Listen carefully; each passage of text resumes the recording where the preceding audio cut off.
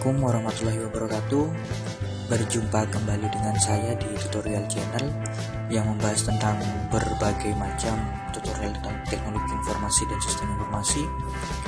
Nah, untuk video tutorial kali ini saya akan membahas tentang bagaimana sih cara membuat sebuah aplikasi yang berbasis Object Oriented Programming atau OOP menggunakan bahasa Visual Basic.NET.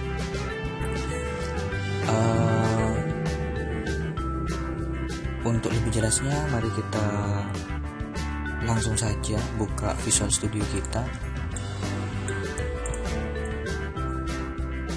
Kemudian kita buat di sini, klik di sini New Project. Nah, setelah New Project kita pilih di sini bahasanya Visual Basic. Kemudian pilih class library. Kemudian class library di sini kita ganti namanya menjadi aplikasi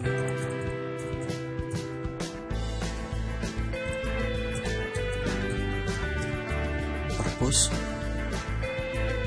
Kemudian kita klik OK. Di sini sudah ada nama solution yang bernama aplikasi purpose dan juga nama project yang bernama aplikasi purpose. Nah, kemudian kita hapus kelas diagram yang telah kita buat tadi. Kemudian kita hapus saja. Oke.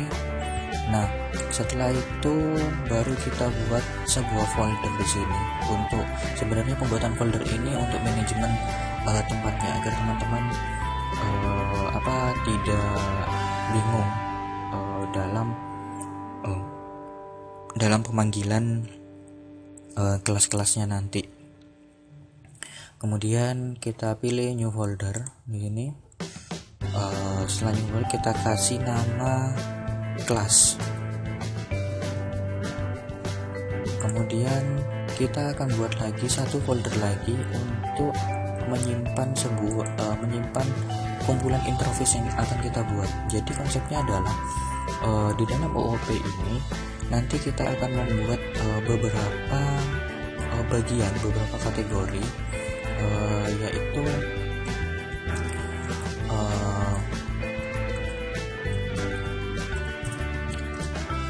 beberapa kategori, yaitu yang pertama kita bagi kelasnya tersendiri. Kelas di sini, folder kelas ini digunakan untuk menyimpan kelas-kelas yang ada di dalam kelas diagram yang sudah kita buat tadi. Kemudian interface ini digunakan untuk menyimpan form-form yang akan kita buat untuk membangun aplikasi purpose ini. Kemudian kita buat satu folder lagi. Kita buat satu folder lagi yang bernama modul. Nah, modul di sini digunakan untuk menyimpan koneksi string dan juga akses data table yang nantinya akan kita gunakan secara berulang kali dalam pembuatan aplikasi ini. Nah, kemudian kita akan buka lagi kelas diagram yang sudah kita buat.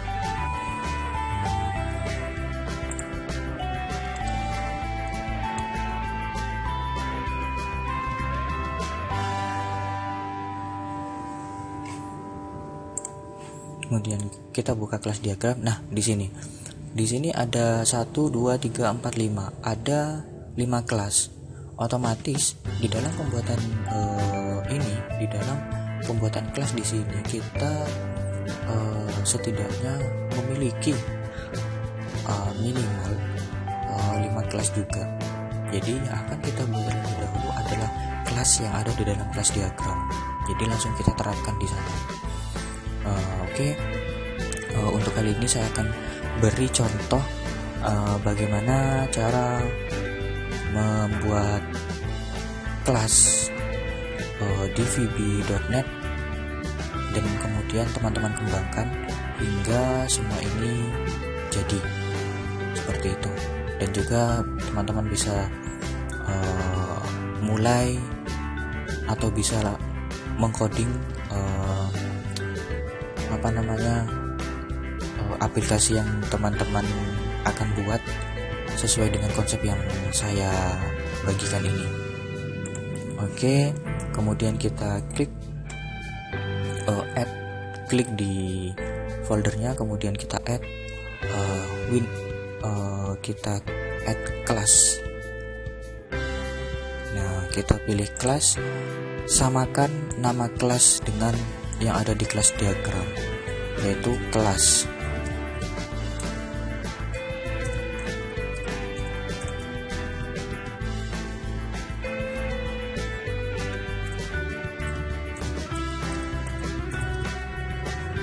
Dan kita add di sini. Nah, di dalam folder akan terbentuk sebuah kelas.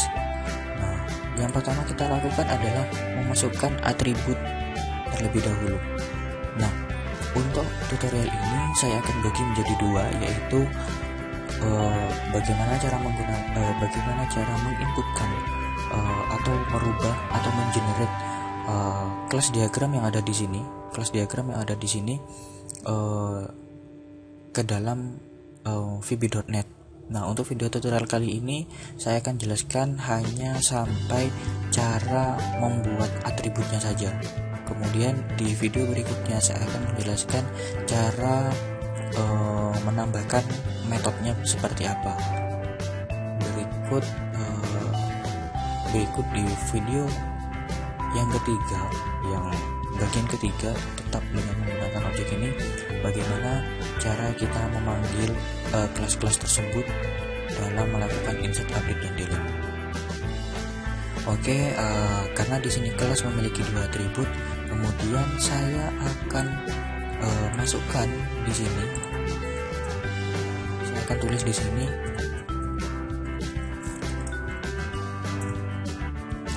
private property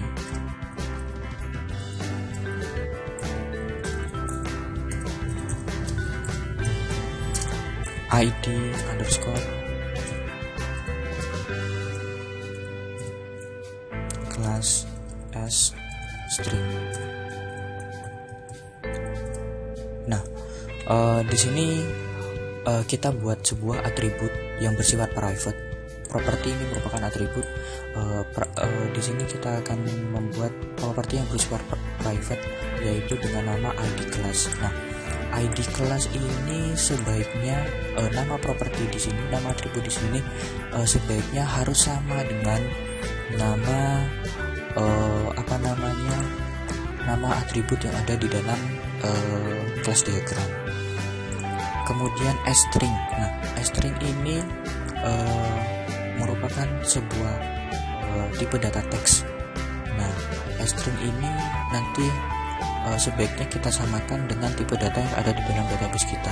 Seandainya itu varchar, kita pakai string. Seandainya itu integer, kita pakai integer. Seandainya itu desimal, kita pakai desimal. Seandainya itu date, kita pakai date. Kemudian kita tambahkan lagi private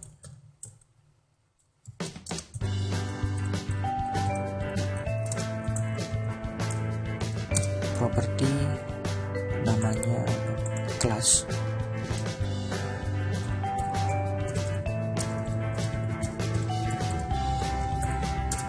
Nah, karena di sini ada dua atribut, maka kita membuatnya juga dua atribut. Nah, kenapa properti ini atau atribut ini saya jadikan private? Ini menurut beberapa master programmer, ini adalah penggunaan private ini bertujuan untuk alasan keamanan sebenarnya. Jadi setiap atribut yang ada di kelas diagram harus bersifat private karena merujuk pada fungsi enkapsulasi itu sendiri. Apa itu enkapsulasi? Nanti saya akan sharingkan bagaimana sih konsep objek itu sebenarnya di dalam video-video berikutnya. Insya Allah akan saya buatkan videonya. Kemudian karena ini bersifat private, otomatis kita harus memperkenalkannya kepada kepada setiap form yang ada di objek yang ada di project aplikasi Purpose ini. Nah, tujuannya adalah agar atribut ini bisa diakses oleh berbagai macam form, sehingga tidak perlu mempengaruhi atribut yang bersifat private ini. Nah, bagaimana caranya untuk membuat atribut public ini? Langsung kita ketik aja public property ID class. Penamaan properti public harus berbeda dengan penamaan properti private. Tipe datanya sama, menggunakan string. Kemudian setelah itu, nah ini keluar nih tanda-tanda cacing-cacing seperti ini. Nah, berarti tanda cacing ini menandakan bahwa public property ini ambigu dengan private property. Jadi kegunaan public property ini adalah menampung variabel yang diinputkan oleh form, kemudian akan dikembalikan kepada private property ID class. Nah, setelah itu private ID class ini akan mengembalikan lagi kepada ID class. Nah, jadi ada beberapa layer untuk memasukkan input data yang ada di dalam form itu sendiri. Nanti kita akan jelaskan bagaimana prosesnya, karena mungkin waktunya juga tidak cukup di sini. Oke, setelah itu kita buat public property. Kita gunakan metode yang namanya settergetter.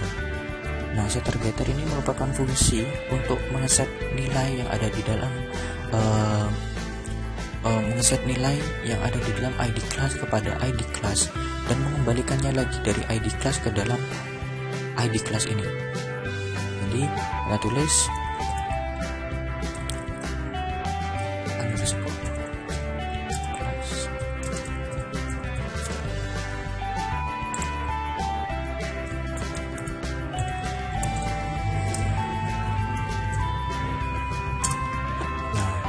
hal yang sama kita gunakan juga untuk atribut kelas, yaitu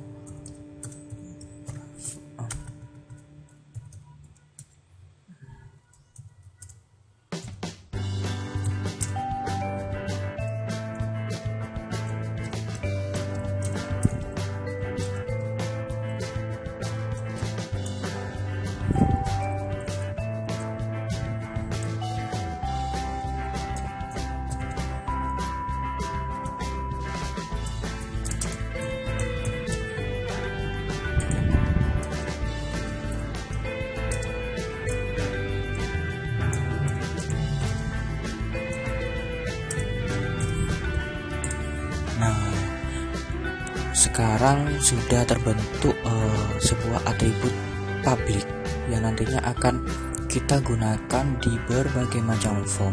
Jadi yang akan kita gunakan adalah atribut public ini. Yang kita utak-utik adalah atribut public ini. Sedangkan ID class ini hanya bisa menerima dan juga bisa mengirimkan saja. Pada saat penyimpanan, proses update dan juga delete ataupun select, yang digunakan adalah public ini. Sehingga menurut master-master yang pernah saya datangi dan saya share beliau-beliaunya, kemungkinan teknik ini adalah teknik yang cukup aman untuk mengamankan pergerakan data. Jadi memang menurut saya sih ini sedikit berputar-putar, tetapi untuk alasan keamanan menurut saya mengapa tidak, dan ini recommended untuk dilakukan sebenarnya. Nah, oke, kita sudah selesai menginputkan atribut-atribut dan juga membuat kelas di dalam Visual Basic ini. Sampai jumpa di video tutorial berikutnya tentang bagaimana cara membuat metode dari kelas diagram di Visual Basic.net. Sekian dari saya, terima kasih telah bergabung dan juga berkunjung di channel saya. Silahkan di subscribe, silahkan di like, dan tunggu video-video yang lebih menarik di pertemuan-pertemuan berikutnya. Terima kasih, sampai jumpa, salam sukses. Assalamualaikum warahmatullahi wabarakatuh.